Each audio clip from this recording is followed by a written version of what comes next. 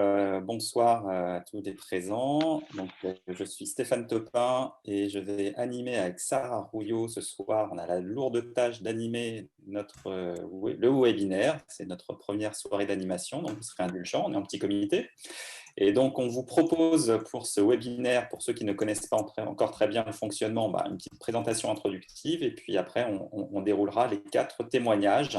Donc, le webinaire d'aujourd'hui est consacré la thématique, donc comment utiliser les EdTech au service de la formation dans le secteur de l'agro, la production et la formation en agriculture, et puis en production aussi de la food tech, la production culinaire, on va dire, au sens très large.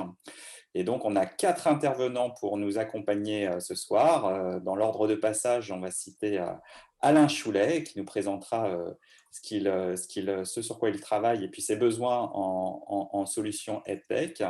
Virginie Bréjon, et après Cédric Troadec et Yann Jaffré, qui nous présenteront donc leur retour d'expérience sur l'usage des technologies, des solutions EdTech qu'ils ont pu mettre en œuvre dans leur structure respective. Pour ne pas perdre de temps, je vous propose tout de suite de passer à la séance un peu qu'on appelle d'ice-breaking, de découverte du sujet, en basculant rapidement sur l'outil Klaxoon, avec effectivement donc une petite question qui vous être proposée en vous connectant sur l'outil Klaxoon, qui est présent donc dans le module de conversation, avec un accès direct avec le lien qui apparaît dans le module de conversation et la possibilité donc de répondre à une question. Donc on se laisse 3 petites minutes pour répondre à cette question d'ouverture qui va poser le sujet. Hubert, si tu veux bien nous envoyer la question. Donc la question c'est comment les EdTech peuvent contribuer à mieux manger et mieux produire. Donc elle est lancée dans le klaxon.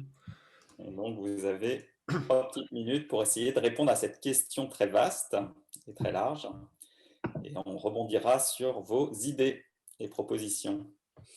Et en attendant, Sarah, si tu veux te présenter également, je ne t'ai pas passé la parole en introduction pour savoir qui tu es. Donc moi, je me présente quand même pour ceux qui ne me connaissent pas. Stéphane Topin, je suis le fondateur d'une start-up qui s'appelle l'école.com, qui est une plateforme de formation collaborative. Voilà, et je passe la parole à Sarah.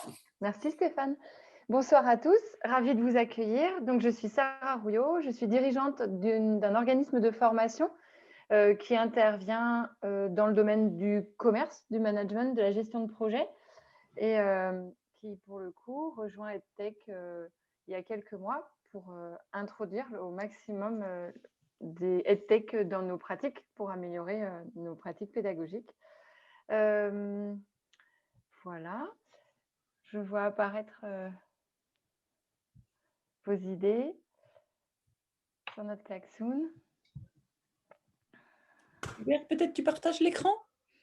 Faut que tu m'autorises.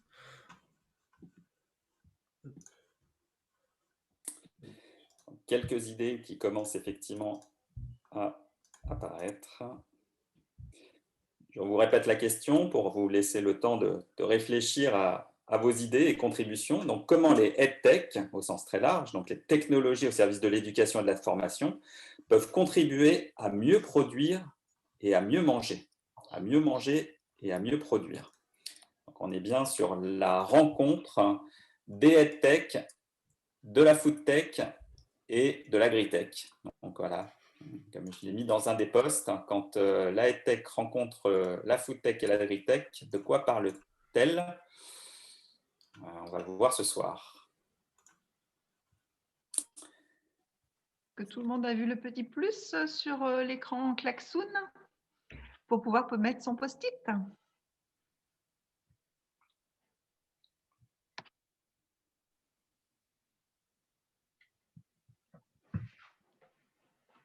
Vous êtes plusieurs à pointer effectivement que ces EdTech vont permettre une meilleure diffusion, plus large ou plus adaptée en fait à son public. Ça, c'est intéressant. Et oui, en diversifiant les modalités de transmission, c'est quelque chose, je pense, c'est un casse-tête qu'on se pose depuis qu'on a commencé à former, j'imagine. Et aujourd'hui, on a de nouveaux moyens à notre disposition. Vous allez d'ailleurs voir que parmi nos intervenants, c'est vraiment, ils sont plusieurs à nous dire ce n'est pas une grande habitude dans notre secteur. Et donc, on est content de rejoindre une communauté qui peut réfléchir avec nous. Parce que ce n'est pas le tout d'avoir envie de diversifier. C'est encore, il faut-il avoir les idées, les moyens, les sociétés qui accompagnent.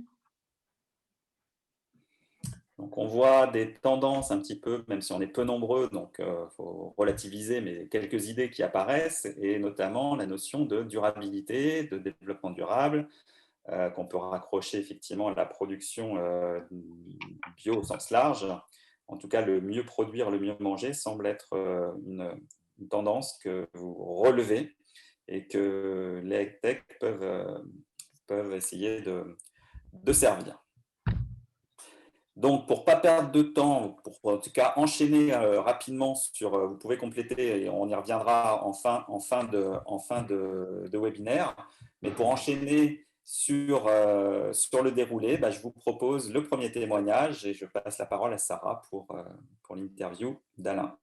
On a le plaisir d'accueillir Alain Choulet, qui est responsable du centre du CETA. Et donc, le CETA, c'est le Centre d'expérimentation et de transformation alimentaire qui fait partie de The Land.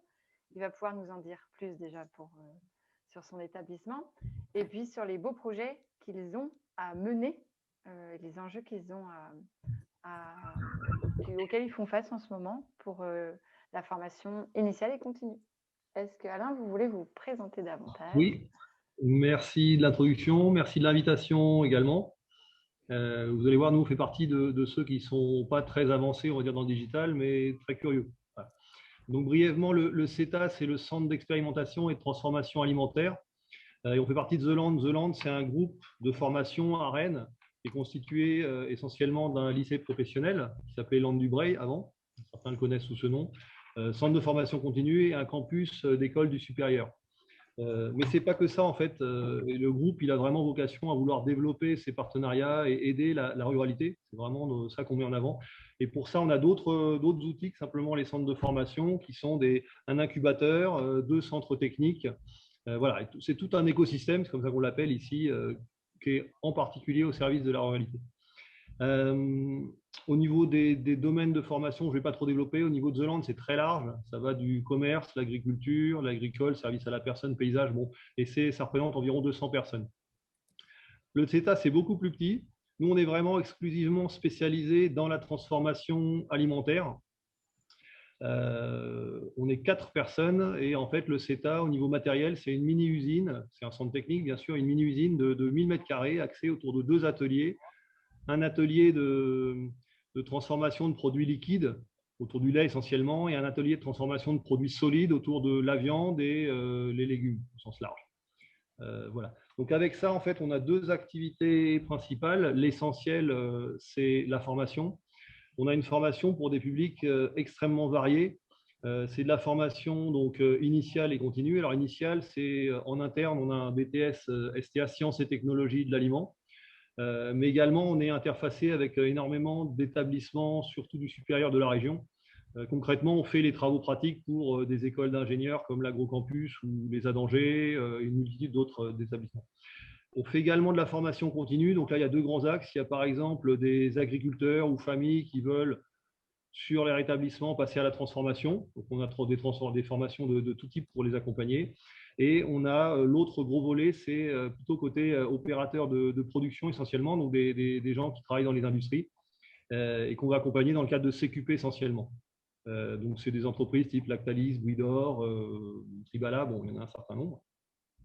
Ça, c'est la formation. L'autre activité pour utiliser nos compétences et nos matériels, c'est l'accompagnement des porteurs de projets sur toute la partie technique, vraiment de la formalisation d'idées, l'approfondissement, la formation jusqu'à la production. C'est-à-dire qu'on a un agrément sanitaire européen et dans certains cas, on peut permettre à certains porteurs de projets de commencer donc à produire et à commercialiser à partir de chez nous. Ça leur évite de devoir investir 100, 150 ou 200 000 euros dans un atelier avec toutes les incertitudes qui vont avec. Donc voilà brièvement nos activités.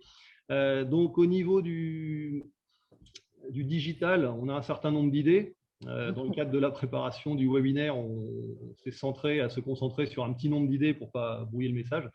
Je vois deux axes principaux. Le premier, là, c'est plus à l'état de projet, c'est-à-dire qu'on a déjà des choses assez concrètes et on est en train d'essayer de trouver le financement pour le mettre en œuvre. Ça serait dans nos formations, pour faire court, il y a deux volets pour toutes nos formations, pratiques ou théoriques. C'est la technologie. Donc très concrètement, des gens, ils font des produits, du Gouel, du cidre ou je ne sais quoi chez eux, ils veulent apprendre à le faire à plus grande échelle. Donc ça implique de fabriquer beaucoup plus de produits que ce qu'on peut faire dans la cuisine. Certains démarrent dans leur cuisine. Mais surtout que le produit ait une plus longue durée de vie et surtout qu'il n'ait aucun risque pour la santé sanitaire des gens. Donc sur ces deux volets, la technologie et la partie hygiène, on fait des formations et c'est dans ces deux axes que je voudrais intégrer le digital. Pour la partie plus opérationnelle, très concrètement, l'idée qu'on a, ça serait de substituer tout un tas de documents papier pour faire court. Concrètement, lorsqu'on fait une fabrication, lorsqu'on fait un TP, on a deux types de supports. On a ce qui est consigne, méthodologie, procédure, diagramme, en fait, en gros, des documents qui aident les gens à savoir exactement ce qu'il y a à faire. Ça peut être des modes opératoires de machine. Voilà. Et l'autre volet, c'est tout ce qui est enregistrement. Des enregistrements pour la traçabilité, enregistrement pour le process, les matières premières, voilà, pouvoir tracer en toute sécurité nos matières. Donc, l'idée qu'on a, c'est de doter les formations ou les essais, on pourrait faire également ça pour les porteurs de projets, de deux tablettes concrètement où on aurait accès à l'ensemble des documentations que l'on a pour conduire les fabrications ou les TP, d'une part, et une autre tablette qui pourrait servir à faire tous les enregistrements. Donc, ça serait beaucoup plus interactif, beaucoup plus performant et je pense que ça aiderait beaucoup à la vitesse d'apprentissage et l'efficacité des gens. Concrètement, ils seraient plus vite opérationnels pour leur production. Donc, ça, c'est le premier objectif. Donc, la EdTech, à ce moment-là, pour vous, elle répond, vous dites, à de l'interactivité, c'est-à-dire, qu'est-ce que vous entendez par interactivité? En fait, je ne sais pas si l'interactivité, c'est le meilleur terme, mais c'est très concrètement, en fait, quand on est dans l'atelier, c'est vrai que je n'ai pas trouvé de photo qui était jolie de l'atelier, mais vous imaginez, vous êtes à grande échelle avec des machines, des productions, des palettes. Ce n'est pas le meilleur endroit pour essayer d'aller chercher des modes d'emploi, des choses comme ça. Donc, l'idée, c'est que ça serait de mettre à disposition la totalité des documents, des informations que l'on a à disposition. Une personne, très concrètement, elle est à côté d'une nouvelle machine qu'elle doit utiliser, elle n'est pas complètement à l'aise. Pour se rassurer, elle mettrait sa tablette, le mode op qui déroule automatiquement. Voilà, ce serait vraiment une aide, une sorte de béquille, surtout pour être autonome, plus vite, pas faire d'erreur. Tous les documents à disposition. Oui. Et la partie traçabilité, là, c'est un peu plus ambitieux. C'est-à-dire que là, ça pourrait derrière faire de l'enregistrement automatique, du traitement statistique des données. Tout bêtement, il faut qu'on garantisse évidemment la traçabilité amont-aval. Et pour traçabilité amont, concrètement, c'est noter tous les numéros de lot, des ingrédients, matières qu'on peut utiliser. C'est très fastidieux. On pourrait imaginer avec une tablette qui serait aussi un appareil photo, pouvoir noter, enregistrer automatiquement les éléments. Ça fait gagner du temps, c'est plus fiable, etc. Je pense que ça pourrait ouvrir beaucoup plus d'efficacité aussi, que ce soit en formation ou en production. Le deuxième projet, dont vous dites qu'il est un peu moins avancé. Il est beaucoup moins avancé. Donc là, c'est un autre, il est moins avancé, je pense un peu plus ambitieux. Je pense une des difficultés dans nos formations, c'est non pas sur la technologie, honnêtement, c'est relativement facile d'intéresser des gens à savoir comment fabriquer des produits, conduire des machines. Mais c'est toute la partie qui, pour moi, est aussi importante d'arriver à fabriquer dans une totale sécurité sanitaire. Puisqu'on a, en fait, notre ennemi dans l'atelier, c'est quelque chose d'invisible. C'est le micro-organisme pathogène qui peut arriver à l'endroit où il n'est pas censé être. Et pour ça, il y a énormément de procédures, de méthodologies qui sont en place. Très honnêtement, c'est assez fastidieux pour des gens qui arrivent, qui ne sont pas dans le milieu. Donc, on a beaucoup déjà d'outils, de démarches pédagogiques pour le faire, il n'y a pas de souci. Mais je pense que ça pourrait nous aider grandement. Très concrètement, on pourrait imaginer que, voilà, quand on veut parler, aujourd'hui, on voit les photos qui défilent, là, c'est comment on met en avant le fait qu'on est propre ou pas au niveau microbiologique. Donc, très concrètement, on nettoie tout et on va aller faire des frottis, des pétrifilms, des choses comme ça. On va aller en contact des surfaces, que ce soit les surfaces process et les locaux, pour voir est-ce que réellement la surface, elle a été bien nettoyée, elle est propre. Vous voyez, ce n'est pas très visuel. Pour avoir le résultat, il faut 3 jours, 5 jours, ça dépend. Donc, c'est voilà, c'est quand même pas hyper pratique à mettre en œuvre. Moi, j'imagine, c'est une idée, mettre en place une réalité augmentée. C'est-à-dire qu'on pourrait avoir, par exemple, par le biais de lunettes ou d'autres outils, une visualisation de l'atelier. On serait dans l'atelier et en fait se superposerait aux images des machines des endroits propres, pas propres. On pourrait voir des microbes, on pourrait faire des animations, enfin avoir quelque chose de beaucoup plus interactif pour matérialiser cela auprès des formés. Donc il y aurait deux intérêts, c'est beaucoup plus facile à comprendre, et l'autre, après, il ne faut pas le cacher, c'est aussi plus ludique que de l'hygiène en salle de cours. Souvent, ce n'est pas le plus amusant, quoi. Voilà. Plus efficace aussi, ce que vous dites, pour le coup, on n'attend pas 3 jours ou 5 jours pour voir les bactéries se développer. On C'est peut beaucoup attendre plus efficace. C'est beaucoup une plus efficace. seconde. Mais même, ça va plus loin, parce que là, j'ai pris cet exemple d'hygiène, mais visualiser, on peut, par exemple, ça serait la même chose sur une machine, on veut expliquer le fonctionnement d'un homogénéisateur. Si on pouvait avoir à côté de la machine un éclaté où on voit les différentes pièces, le fonctionnement, ça serait beaucoup plus simple qu'un long discours ou que des schémas en salle, quoi. Voilà. D'accord. Donc l'enjeu, en fait, dans les deux projets, il y a quand même des enjeux communs. C'est simplifier l'accès à l'information. Oui. Alors, avoir tous les documents au même endroit ou un éclaté de machine quand on en a besoin. Gamifier la formation sur des sujets dont vous dites qu'ils ne sont pas toujours sexy. Donc, peut-être ça pourrait arranger. D'accord. Donc, plus de documents à disposition, plus simple, plus attractif, plus ludique, plus… OK, merci beaucoup. Plus efficace. Voilà. Plus efficace. Eh bien, on souhaite que ces projets-là avancent, en tout cas. Et on sera là pour voir ça de plus près.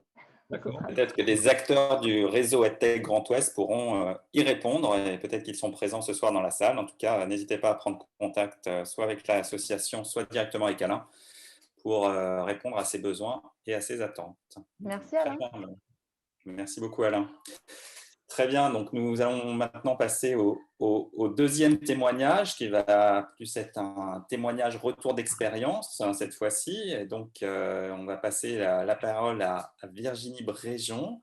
Et donc, pour vous présenter, Virginie, vous êtes docteur en marketing culinaire, professeur associé à Ferrandi, et programme Ferrandi, donc une célèbre école dont vous allez nous parler peut-être, mais également en charge du programme de formation Territoire comestible, qui, je crois, se passe du côté de Saint-Malo. Donc, je vous passe la parole pour une présentation, puis vous me direz quand vous voudrez qu'on présente le petit film que vous m'avez transmis. Très bien, merci beaucoup. Merci pour votre invitation à partager notre expérience qui n'a pas vocation à être exemplaire, dans le sens où on apprend en même temps que les technologies se développent et que surtout, j'ai beaucoup de questions quant aux modalités de mise en place à venir. Je vais d'abord vous parler de Territoire comestible, qui est le projet que je porte activement en ce moment. Territoire comestible, c'est une formation pour les professionnels du manger et les étudiants qui souhaitent se perfectionner à la question de l'innovation pour l'alimentation durable par les méthodologies de design.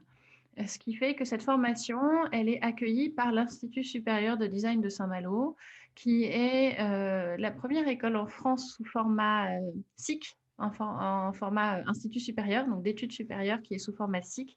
Et une SIC, c'est une coopérative, une société coopérative d'intérêt collectif. C'est très important parce que le statut choisi pour cette école indique qu'à la fois on a une dimension collégiale dans la prise de décision, mais qu'on a aussi une action territoriale qui est inhérente à notre activité. Oui, c'est une très bonne idée de… Vous pouvez faire… En effet, ça va illustrer mon propos si vous voulez montrer le site internet. Et toutes les formations de l'Institut supérieur de design sont à une dimension innovation sociale. Donc, ils forment au Bac+3 au métier de designer en bachelor.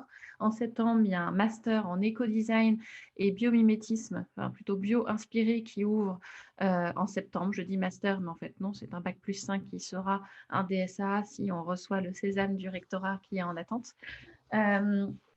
Et puis, donc, territoire comestible, on en vient au sujet, une formation pour les métiers du manger. On peut montrer la vidéo, puis je vais vous expliquer ensuite quel est le format de cette formation. Vous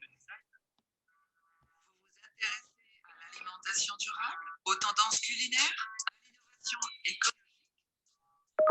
Comestible est une formation de spécialisation pour tous les étudiants à partir de Bac+2, professionnels passionnés, particuliers engagés et entreprenants. Des cours de patrimoine, sociologie, permaculture, photographie, graphisme, design d'espace, céramique, cuisine et nutrition, et même engagement sociétal sont Obtenez la mention concepteur culinaire et devenez enfin acteur de la transition alimentaire.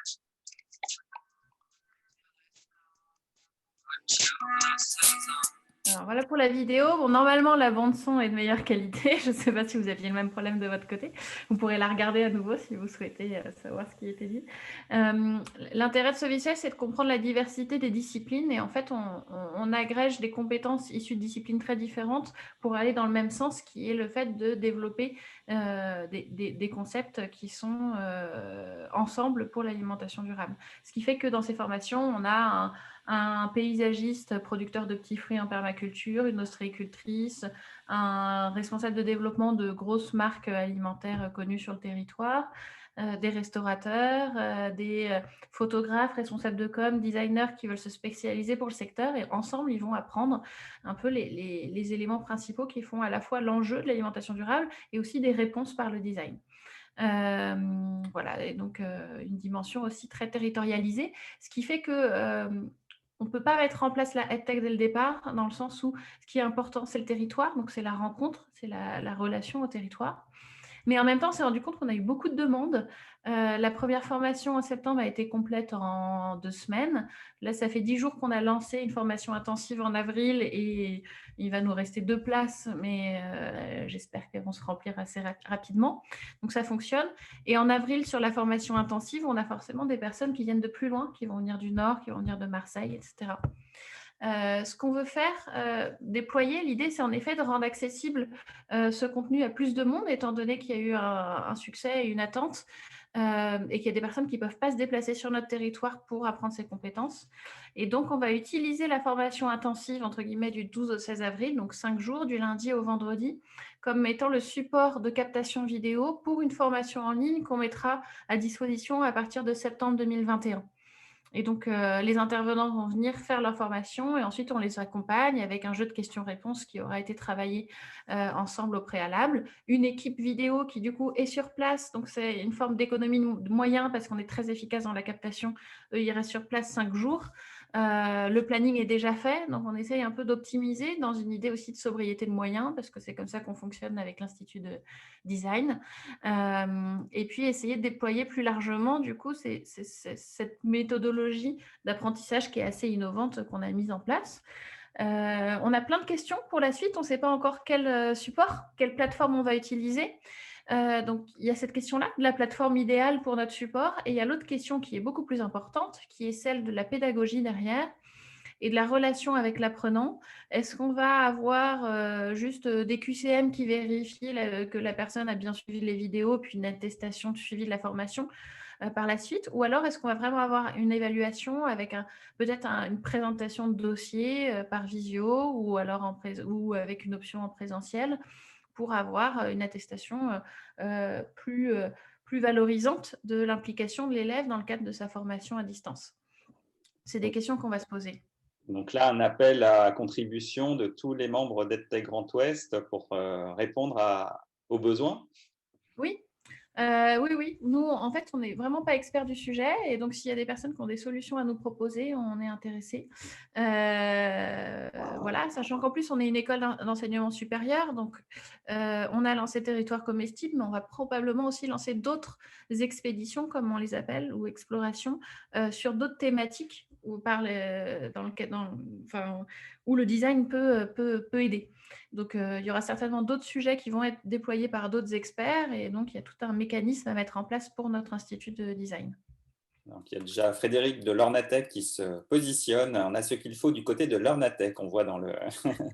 Donc voilà, des possibilités de collaboration à envisager. Je rebondis sur un message ou un sujet qu'on a évoqué hier en préparant la réunion sur la difficulté de mettre à distance, de proposer des solutions à distance pour certains ateliers ou certains cours que vous évoquiez hier, notamment, Oui. j'imagine, en culinaire pour pouvoir arriver à goûter les produits, à goûter ensemble, à travailler ensemble sur la préparation des menus, je ne sais pas. Vous pouvez c'est que notre sujet, le sujet de la soirée d'ailleurs, ça porte sur un domaine où la sensorialité est très importante et aussi le geste. Et donc ça, c'est assez difficile de transmettre.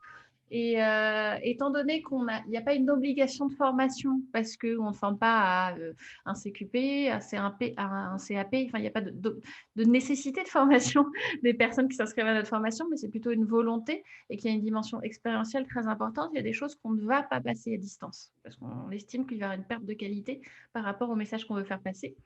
Et donc, il est très probable aussi qu'il y ait une version que vous connaissez, format blended, assez logiquement. Et donc, cette formation en ligne, elle prépare à une formation intense en présentiel qui aurait lieu chaque printemps et qui rend du coup la dimension encore plus, ce qu'on appelle aussi transformative, intense en termes d'expérience et de souvenirs et de capacité à enregistrer ce qui se passe en présentiel parce qu'on y est aussi préparé par du contenu préalable. Voilà, moi j'ai souvenir aussi d'apprentissage quand j'étais jeune où on le faisait naturellement pour rentrer en première année de Sciences Po. On avait toute une bibliographie à lire pendant l'été et c'était pas que du bizutage, c'était aussi pour qu'on parte avec un espèce de socle commun qui permettait de réfléchir ensemble et d'aller plus vite ensemble dès qu'on commençait le cours. Et je pense que ces solutions de blended formation blended, là, ce que ça me fait penser aussi à l'approche de ce qu'on appelle aussi la classe inversée, où on appréhende toute la partie théorique en amont pour vraiment se concentrer, quand on est en présentiel, sur la mise en œuvre opérationnelle et pratique de ce que l'on apprend et de faire plutôt que d'apprendre la théorie en présentiel et de profiter de mettre à distance tout ce qu'on peut mettre à distance, c'est-à-dire tout ce qui est théorique, quoi. Oui, je vois je vous rebondissais aussi sur quelque chose en effet que j'ai pu dire hier, qui est que pendant cette année, il y a quand même eu des phases de confinement, de reconfinement, etc. et qu'on a été obligé de passer quelques cours à distance. Ça s'est bien fait. J'ai réorganisé le planning pour que les cours, par exemple, de nutrition se fassent à distance, c'était plus simple. Ou un cours sur comment on va réaliser un carnet de tendances culinaires, c'était plus facile de le réaliser à distance. Mais on les divisait en deux parce que ce sont des plages de 3 heures normalement. Pour moi, c'est beaucoup trop long de voir l'écran. Donc, on faisait 2 séances d'1h30. Et ce qui a été intéressant, c'est en effet que du coup, chaque formateur mettait plutôt la partie très théorique sur la première séance. Et comme elle allait avoir une semaine d'écart, on voyait que les professionnels avaient le temps de réfléchir sur ce qu'ils avaient appris lors de ces premières séances et de formuler des questions très pratiques liées à leur pratique au quotidien professionnel. Et que du coup, cette deuxième séance soit beaucoup plus opérationnelle pour eux en termes de montée en compétences. Okay. Voilà, donc ça c'était aussi un apprentissage intéressant d'une contrainte faire un avantage. Et une question de Sarah qui demande quels sont les acteurs territoriaux associés à Territoire Comestible. Quels sont le réseau des acteurs? Alors, le réseau des acteurs en termes d'institutions, on a Saint-Malo Agglomération qui nous suit. On a le CIVAM qui va intervenir. Le CIVAM peut-être pour ceux qui le CIVAM, c'est pour les campagnes vivantes. C'est un organisme d'accompagnement au développement rural.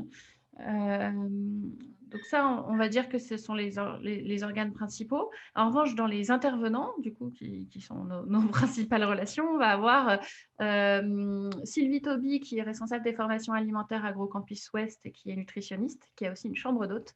Donc, elle est multifacette et elle a une compréhension du sujet assez intéressante. On a quelqu'un qui est installé en permaculture. On a Bresse Café, qui est un groupe de restauration assez conséquent autour de la galette, Bretagne-Japon. On a des designers qui sont assez connus de la place qui viennent de Nantes. Lundi, il y avait Pierrick Jégu qui a écrit pour les éditions de La Martinière, Ouest France, Saveur Magazine et qui parlait de son expérience. Très bien. On pourra aller voir sur le site. Cabinet d'architecte à Rennes, Dumas, etc. On a beaucoup de professionnels sectoriels qui sont très contents. Enfin, en fait, c'est assez facile de les convaincre de venir. Pourtant, on ne paye pas cher. On est en phase d'expérimentation, donc voilà. Tout le monde joue le jeu jusqu'à arriver au bon niveau. Mais la transmission est très importante en fait quand les acteurs professionnels sont engagés. Je pense qu'ils estiment que ça fait partie de leur métier et donc ils sont contents d'avoir l'occasion de pouvoir le faire. Donc, je pense que ce qui nous intéresse tous aussi dans la fonction et le métier de formateur, c'est de pouvoir transmettre. Et quand on fait un métier qui nous plaît et de pouvoir le transmettre, c'est génial. Ok, bah merci beaucoup Virginie. On va enchaîner pour garder le timing et le rythme. Si on a besoin d'en savoir plus, eh ben, on n'hésite pas à prendre contact avec vous, soit à travers les réseaux sociaux. Vous pouvez aussi mettre votre mail si vous le souhaitez dans le chat. Et puis, bah, je repasse le ballon à Sarah pour Bonne enchaîner soirée. sur la suite. Et à tout à l'heure pour les questions et l'échange avec la salle. Alors Sarah, Alors, oui, exactement. Donc, on va avoir le plaisir d'écouter le témoignage de Cédric Troadec, qui est chef d'établissement d'un lycée agricole en Centre Finistère. Il va pouvoir nous en dire plus et surtout nous parler de ces 2 magnifiques projets qui servent la qualité pédagogique et puis qui servent le territoire. Et alors là, au sens noble et ambitieux du terme. Cédric, est-ce que vous prenez la suite? Merci beaucoup. Bonsoir à tous. Donc, je dirige l'école du Nivode, qui est un établissement du CNEAP, c'est-à-dire l'enseignement agricole privé. On est situé en Centre Finistère. La particularité, c'est que j'ai 3 élevages. Donc, j'ai 60 vaches, j'ai 270 brebis et j'ai 150 truies. Et donc, je produis 3000 porcs charcutiers. Et au milieu de tout ça, ben, on a mis des élèves et donc on a 350 jeunes. On est en Centre Finistère, ça veut dire qu'on est un peu loin de tout et on est un peu isolé. Et quand on dit loin de tout, on est aussi loin de la fibre. Et quand on dit loin de la fibre, nous, on nous la propose en 2026. Et donc, la première question qu'on nous pose, et que je me pose quand je suis arrivé, quand j'ai pris la direction de l'établissement, c'est comment les EdTech vont rejoindre nos jeunes qui viennent des milieux ruraux. Et c'est vraiment ça la question, parce que c'est comment les EdTech, j'étais avant sur Rennes, elles sont très présentes dans les grandes métropoles, mais comment elles arrivent dans des points au niveau rural. Et donc, nous, on a mis en place 2 projets. Le premier projet, c'est on a mis en place une prépa. D'habitude, quand on fait une école d'ingénieur, on est obligé d'aller dans les grandes métropoles. Il n'y a pas de prépa, effectivement, au niveau du milieu rural. Donc, on a fait un partenariat avec l'ISEN, qui est l'école du numérique de Brest. Et donc, nous, notre ambition, c'était de permettre à des jeunes, déjà de leur proposer une vision d'un parcours, de faire des études longues, des études supérieures longues, tout en restant dans le milieu rural. Et donc, ce partenariat avec l'ISEN a été mis en place. Cette année, j'ai 6 élèves de BTS qui suivent cette option prépa, qui sont donc en prépa. Alors, les freins qu'on a, c'est que nous, culturellement, on apprend de la nature. On apprend sur la nature, mais on apprend de la nature. On n'apprend pas à travers les écrans, mais c'est la nature qui va nous enseigner. Et donc, c'est de dire comment, avec le numérique, on peut avoir justement cet apprentissage. Voilà. Et donc, nous, à travers ce projet, c'est vraiment permettre à des jeunes de rester, de sécuriser leur première année, leurs 2 premières années d'études supérieures, de leur donner l'accès à cette prépa et ce lien justement avec l'enseignement supérieur. Donc, la première question, alors comment on le fait? Ben, ils ont de la visioconférence en plus le soir. Et il ne faut pas que ça bug, mais ça fonctionne bien. Deuxième projet, c'est l'investissement qu'on a fait sur des simulateurs. On a investi sur 2 simulateurs pour un budget de 100 000 € sur un simulateur de conduite de tracteur. Ces simulateurs sont réglés exactement sur le même calibrage, sur le même ressenti que nos tracteurs qu'on a au niveau de nos ateliers. Ce qui nous permet au niveau, là on voit le film, hein, et donc on a 3 écrans devant, un écran derrière, et donc le jeune, il est vraiment en situation, il ressent les secousses. On a différents programmes, et au départ on l'avait investi pour des jeunes, pour leur apprendre la conduite agricole, et aujourd'hui on voit que ce produit de formation, on arrive à le vendre à des entreprises. C'est devenu un produit de formation continue sur 2-3 jours, avec 2 jours sur le simulateur et 1 jour sur nos tracteurs. Et là, on voit effectivement comment les EdTech sur de la simulation répondent pas simplement à nos jeunes, mais aussi répondent à des besoins d'entreprise. Et pour nous, au niveau du modèle économique, c'est très intéressant. Voilà. On travaille de la même façon avec Steel, qui est le fabricant de tronçonneuses, sur la réalité virtuelle. Et donc, l'objectif, c'est de monter en gamme sur ces simulateurs. voilà un peu pour nos projets EdTech. Et une fois qu'on aura la maîtrise, nous, nos projets aujourd'hui, c'est de se projeter sur l'Afrique. Et une fois qu'on a maîtrisé ça, et donc on est accompagné justement pour mettre en distanciel, mais aussi pour cette notion de simulation, pour le déployer sur nos projets en Afrique. Et là, on travaille plutôt sur du tutoriel par rapport à des parcours de formation. D'accord. Voilà pour notre expérience. Projet en Afrique, est-ce que c'est quelque chose qui est en développement ou c'est quelque chose que vous avez déjà mis en place et donc vous voulez ajouter les EdTech à vos projets? Alors aujourd'hui, on a signé des partenariats pour développer des formations en machinisme agricole. Et dans nos préconisations, c'est qu'ils aient un atelier similaire. Et donc, on leur préconise effectivement l'achat du simulateur. Et après, à côté de ça, il y a justement des projets. Aujourd'hui, on a mis en place 2 premiers tutoriels. Il faut qu'on aille un peu plus loin. Et donc, c'est pour ça qu'on se fait accompagner, justement pour faire de l'accompagnement à distance, parce qu'y aller, ce n'est pas évident. On a la compétence ici. Ils ont des besoins en mécanisation agricole. Et là aussi, pour nous, les EdTech, c'est vraiment un projet ambitieux. Ok.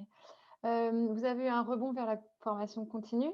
C'est une surprise ou c'est une bonne surprise ou c'était une destination stratégique?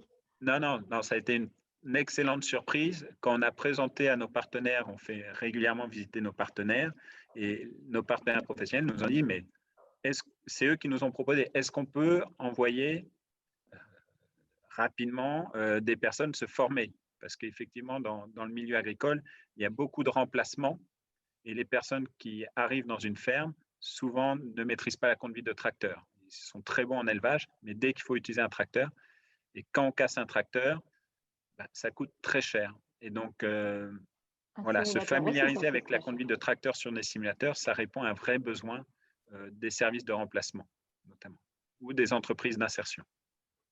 C'est intéressant parce que vous développez une modalité pédagogique et je pense que c'est une difficulté auquel on se confronte tous, c'est d'en imaginer les cas d'usage et la variété des cas d'usage. Parce qu'on fait une démarche parce qu'on veut répondre à un de nos besoins et puis finalement on s'aperçoit qu'il y a Exactement. Il y a des belles surprises. Ouais, super chouette. Intéressant. Très bien. Stéphane? Il y a une question dans le chat à l'intention de Cédric. C'est Vincent Morvan qui souhaite en savoir un peu plus sur quels pays en Afrique sont concernés par le projet de partenariat ou de développement. On a signé avec le Togo et la Côte d'Ivoire.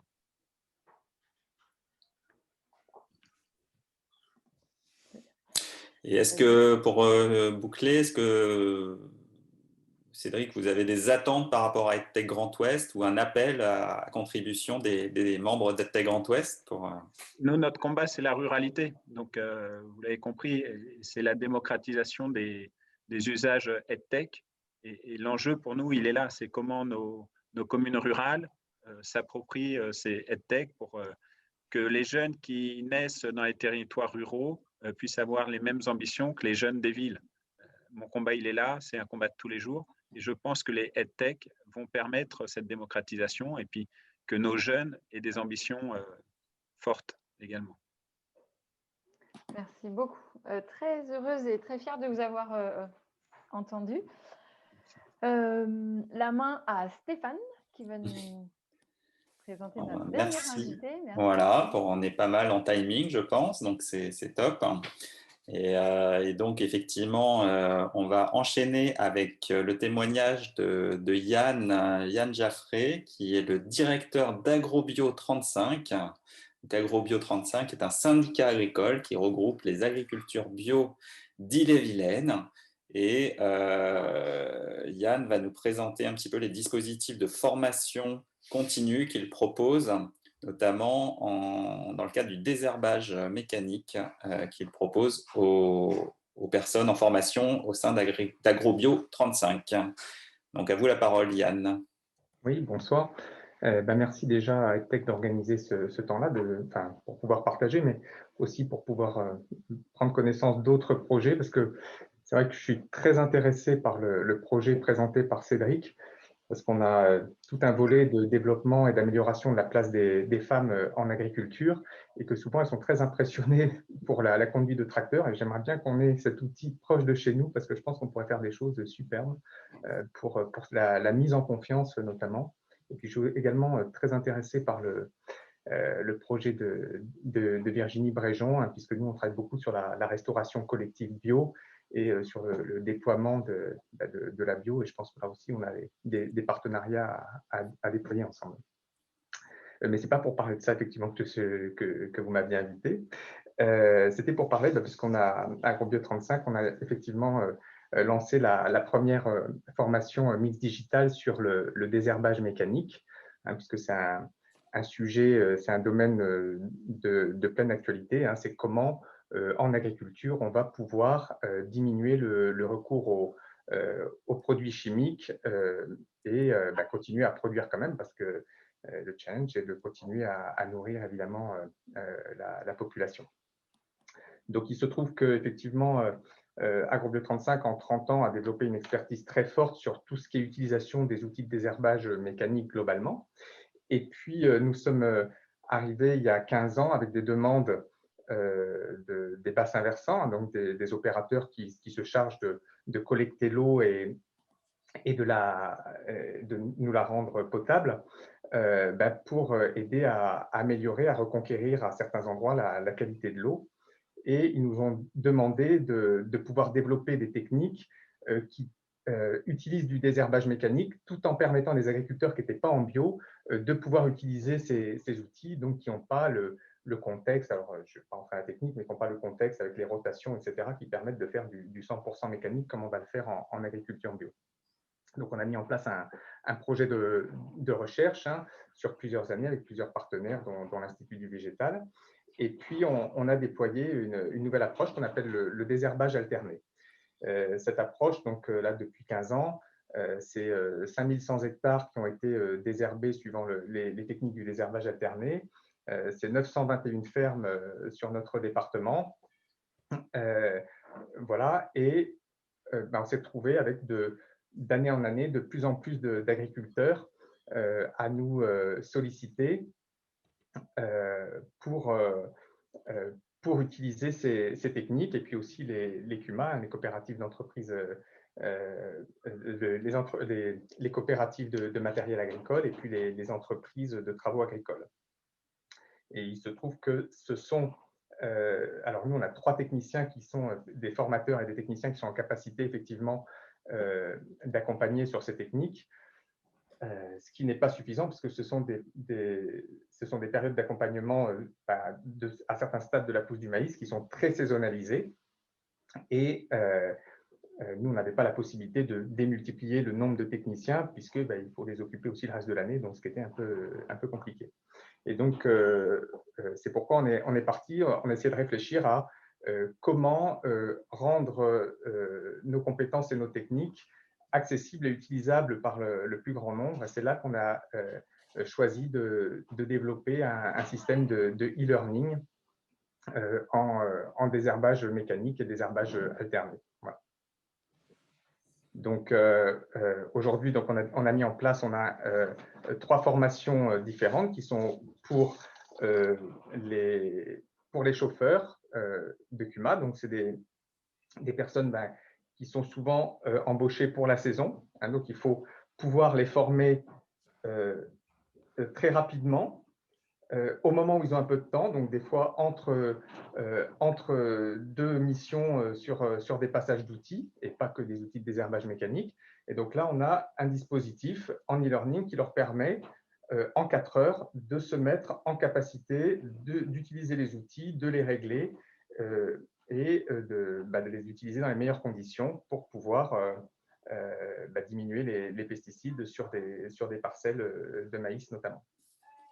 Donc, le module e-learning, donc il a été lancé à quelle période? Enfin, vous avez déjà plusieurs saisons de recul, vous avez déjà… Non. Alors là, c'est pas vraiment plusieurs saisons, hein, puisque effectivement le projet a été lancé il y a 1 an pour faire toutes les images en conditions réelles. Donc c'était vraiment ce qui était important pour nous, c'était de nous retrouver en conditions réelles, de filmer des situations de réussite, des réglages et aussi des situations d'échec pour vraiment permettre aux utilisateurs de…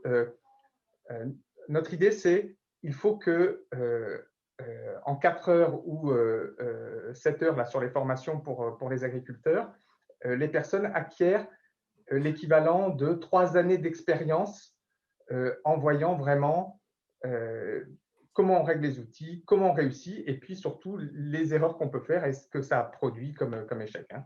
Donc, c'est énormément d'images. Et donc là, énormément d'outils différents, de stades de passage différents, etc. On était jusqu'à avoir sur certaines journées, la même journée, 3 équipes de tournage qui étaient en même temps à différents endroits et sur différents équipements. Et en situation réelle. Voilà. Et donc là, on a lancé depuis 3 semaines maintenant la plateforme de e-learning, donc avec des chauffeurs, les premiers agriculteurs qui sont formés également. Et puis là, on va commencer les formations pour des animateurs et des techniciens qu'on va mettre aussi en capacité, eux, d'accompagner, de former des agriculteurs et des chauffeurs. J'imagine qu'une production de contenu, de formation aussi importante, c'est un coût quand même assez important à supporter. Est-ce que vous avez dans la diffusion vocation à étendre, je dirais, au-delà de l'Ille-et-Vilaine, la diffusion de votre offre de formation et la partager avec les autres agriculteurs bio de France, peut-être du monde entier? Alors, au moins, effectivement en France, hein, c'est un projet de ce type-là, c'est un projet pour nous avec un investissement de 150 000 €. Donc, c'est relativement conséquent et donc, il va falloir nous l'amortir sur le maximum de personnes qui vont être formées. Effectivement, donc cette année, on va notamment former des animateurs et des techniciens qui seront en capacité de former, de permettre à des agriculteurs ailleurs qu'en Ille-et-Vilaine de se former toujours sur le e-learning et avec une partie quand même en terrain de mise en application des apprentissages. Donc ça fait vraiment partie du modèle économique de départ du projet et de la production du contenu que de le déployer, d'avoir un retour sur investissement qui fait que vous n'êtes plus simplement en charge de former des personnes du territoire, mais qu'à partir des éléments produits sur le territoire, vous puissiez toucher tous les agriculteurs concernés. Alors, on a une première ambition qui est que d'ici 5 ans, sur notre département déjà, on soit à 100% des parcelles en maïs qui est au moins un passage d'outils de désherbage mécanique. Nous, tous nos résultats sur les chiffres que je vous ai donnés de suivi d'agriculteurs, donc je dis bien d'agriculteurs non bio, on est à 30% de baisse de traitement avec un seul passage d'outils.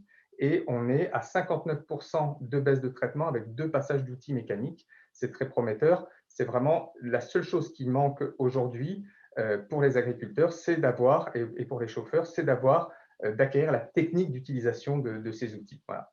Et donc, c'est ça qu'on leur offre aujourd'hui.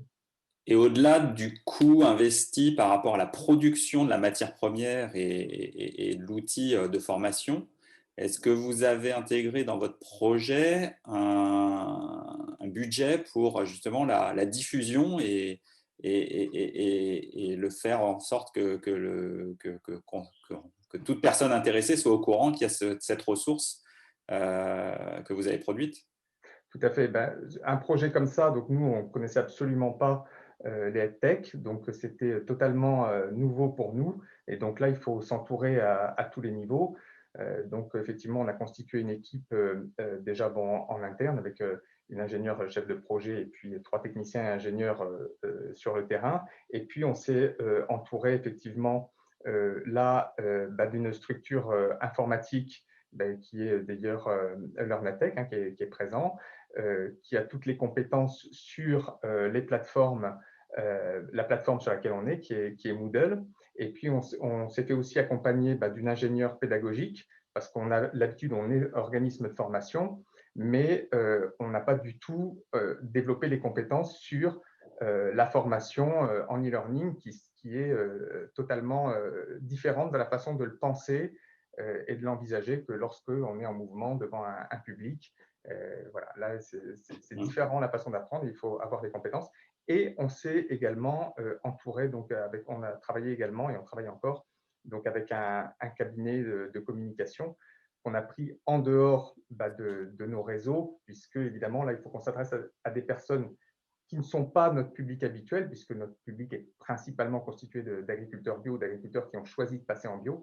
Et là, évidemment, il s'agit de parler à des techniciens de coopératives, à des techniciens et ingénieurs des chambres d'agriculture, à des techniciens, Virginie Breton tout à l'heure évoquait les CIVA, mais aussi donc les CIVA, qui sont les centres d'initiative et de valorisation et d'amélioration du milieu rural, qui ont effectivement un volet de travail également sur l'alimentation, mais qui ont aussi des techniciens sur l'accompagnement technique, notamment des systèmes herbagés et des systèmes à faible niveau d'intrants.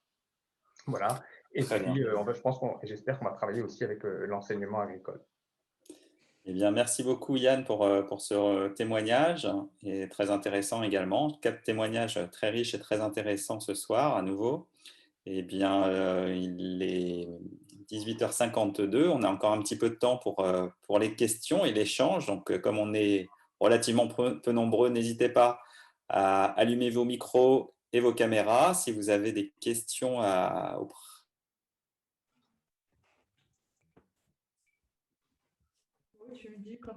si vous le souhaitez, pour rebondir sur des témoignages que vous avez entendus ce soir et qui vous inspirent soit des réflexions, des commentaires, des questions, des échanges.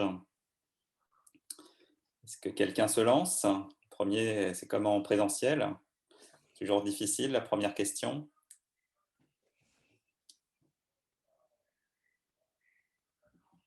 Est-ce que peut-être je ne sais pas, je ne le vois plus. Si Frédéric est toujours là, il peut nous faire un retour d'expérience de la mise en œuvre, mais peut-être qu'il nous a quittés. Stéphane, tu peux peut-être donner les coordonnées pour Alain? Il y a un contact qui a été mis dans le chat. Ouais.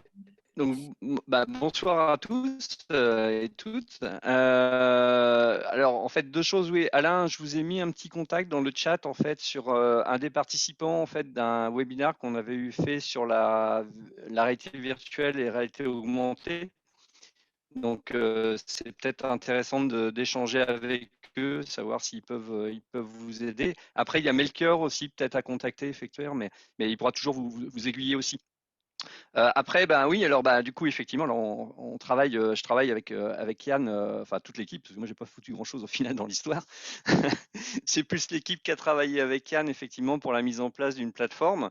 Le truc qui était important, et je pense que la démarche de Yann et puis de Laura était bonne au départ. Il y a eu un benchmark, si je me souviens bien, Yann, tu as regardé plusieurs en fait solutions. Oui, dans un premier temps, effectivement, on a regardé un peu les différentes plateformes qui pouvaient exister. On est passé donc par un autre prestataire informatique qui nous a installé différentes plateformes pour qu'on puisse les essayer. Et puis ensuite, on a fait un choix. Et puis là, on a cherché un opérateur. C'est là qu'on a trouvé Learnatech, et une fois qu'on a fait le choix de la plateforme Moodle, et qui était spécialisée dans ce domaine-là et dans cette plateforme-là en particulier. Voilà, donc l'idée, toujours la même, tout ça, l'outil supporte un process, c'est-à-dire qu'en fait, il ne faut pas s'attarder juste sur un outil, mais bien regarder différents outils de tout type, et de voir ceux qui correspondent bien au niveau surtout de la pédago, de ce qu'on veut faire avec. Et ça, Yann a bien expliqué en fait les objectifs à chaque fois des modules de e-learning. Et puis, on travaille aussi, on n'a pas encore beaucoup bossé avec Cédric, mais ça risque de le devenir.